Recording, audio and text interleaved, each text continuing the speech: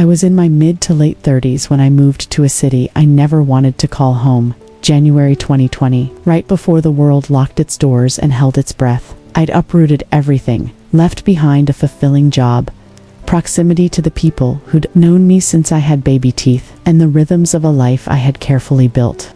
All for love, or at least what I thought love looked like. She used words like opportunity and fresh start, but the subtext was always clear. She wanted the city, the skyline, the noise, the glitter of downtown life. I wanted her.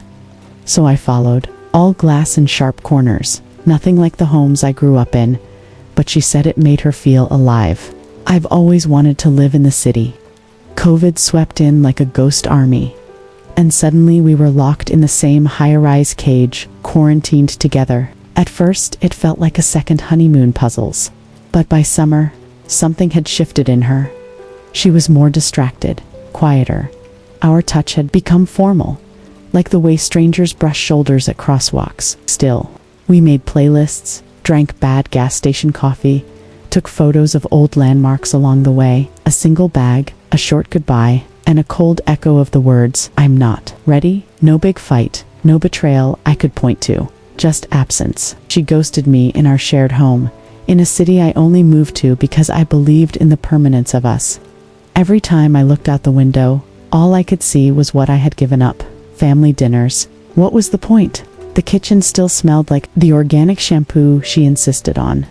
The couch sagged in her spot. I spiraled. I counted sirens at night, like stars. I learned the sound of silence in too many languages. Eventually, I downloaded Hinge, more out of loneliness than hope. The first match was a train wreck. Bar Date proudly showed me a live feed of her daughter alone at home, playing Fortnite. I nearly deleted the app right then and there, but I didn't. Mischievous eyes.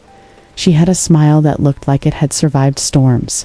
Her profile read, gamer, gym rat, reader, recovering pessimist, looking for someone who's into side quests and deep talks. We messaged. She asked if I wanted to meet for a socially distant walk. We met in the botanical gardens, masks on, bundled up against the October chill. The moment I saw her in person, something in me anchored. Not butterflies, something sturdier. It was a ceremony. We talked for 4 hours until the sun disappeared and neither of us noticed. It was wild, the ease. Both secretly loved Cope video games and had strong opinions about protein powder brands. I walked home with a smile I hadn't worn in over a year. Weeks turned into months. We built a life not from convenience, but from courage. We gamed, we lifted, we cooked. She called my mom every Sunday. I learned how to take up space again. With Elliot, everything was honest, beautifully, radically honest. We got married last year. Small ceremony, no frills. Just us and a few close souls on a hilltop at sunset. She cried during her vows.